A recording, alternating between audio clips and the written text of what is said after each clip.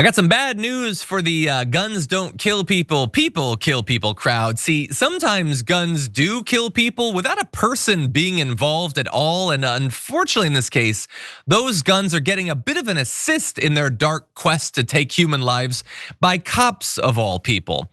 Because there are these guns that have been found to, at a much higher rate than others, fire bullets without the trigger ever being pulled. And in many cases, cops had used these guns, and then it turns out it's not safe for them to hold it, but rather than destroy them, they sell them. They put them back out onto the market for regular people, civilians, to use. And we want to give you all the details. So police records and lawsuits have recorded at least 120 reports of the SIG Sauer P320 discharging a bullet without the trigger being pulled. That's a lot of random shots, just going off in any direction or hitting people, as they have in many of these cases. Those shootings resulted in more than 110 injuries and at least one death. Now, the manufacturer of that gun denies these claims, which, whatever, they're gonna do that. These are cops saying that this happened, by the way. And it may seem in some cases, I know some people are gonna be like, the cops just say that it fired without pulling the trigger, maybe they did. No, but in many of these cases, it's on body cam. There was not a hand on the gun when the gun actually fired. So for instance, last year, there was a sheriff's deputy whose holstered P320 discharged while she apprehended a suspect in a grocery store, according to body camera footage obtained by local media. The Pasco County Sheriff's Office in Florida resold more than 800 of these guns after 3 officers survived incidents in which they say their particular P320s discharged, although nobody pulled the gun's triggers. In some cases, this has shot the cop themselves or their partner. And over the past 2 months, the Trace, who's been tracking this, surveyed more than 60 law enforcement agencies whose officers once used the P320. More than 20 of those agencies, including police departments in Oklahoma City, Denver, and Chicago, have moved to prohibit the gun because of fears about unintentional discharges. 12 agencies said that they resold theirs to the public after determining the model was unsafe for officers to use. And cumulatively, what does this look like? All these different agencies reselling the guns. It's more than 4,000 of these handguns back out on the commercial market after the cops are like, these things are too dangerous for us. We can't have them around us. You guys use them. You put them in your homes. You put them near your partners, near your coworkers, near your kids. Now, there is one department that was identified that did not do this. This is in Orange, Connecticut. Go Connecticut. They opted not to resell their P320s. Instead, the guns are locked away at headquarters. The department's assistant chief, Max Martin, says if we believe a firearm might be defective, we don't agree with putting that weapon back out on the streets. What if we traded in the guns? Then a civilian bought one of our old ones and there was an accidental discharge. You don't want that on your conscience. No, you don't at all, and that will happen. You can't put thousands of these guns out there and not expect something to happen.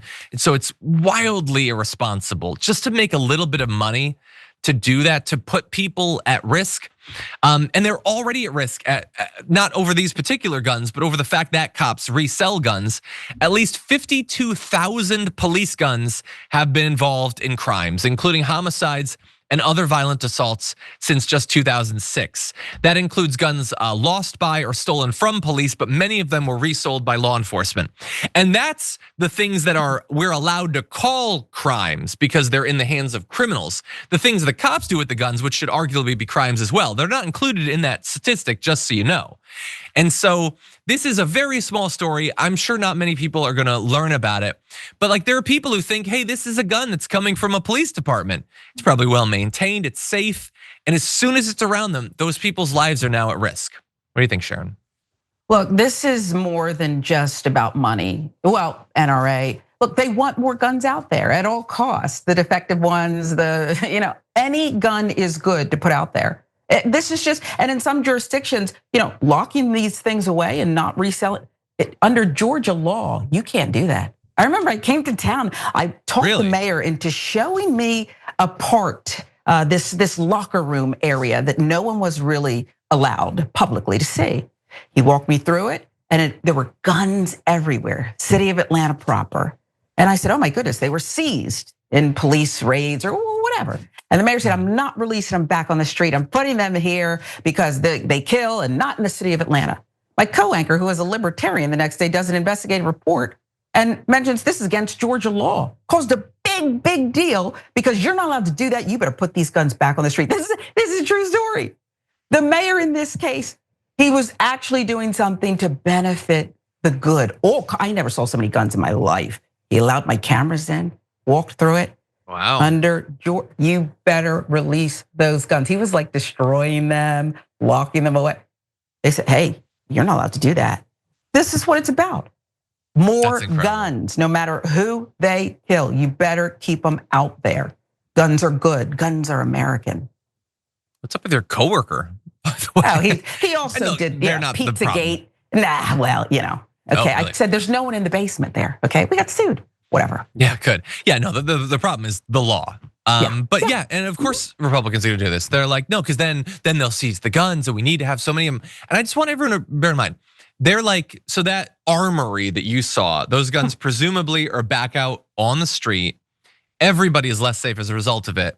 But we should spend the better part of $1 trillion on a golden dome so that we don't get hit by a missile. Endless money for abstract threats. Be scared of that. Be scared of a trans person reading you a book or something, or a drag queen or whatever. Be scared of that. Don't be scared of the fact that we're gonna take a garbage truck full of guns and just dump it out into the neighborhood and see what happens. And again, it's a perfect system for them, because if those guns do go out there and criminals do buy them and they commit crimes, that feeds into a narrative that we have a lot of crime and we should do something about it. We should probably put more money into the cops. We should probably demonize people even more. It's perfect for them.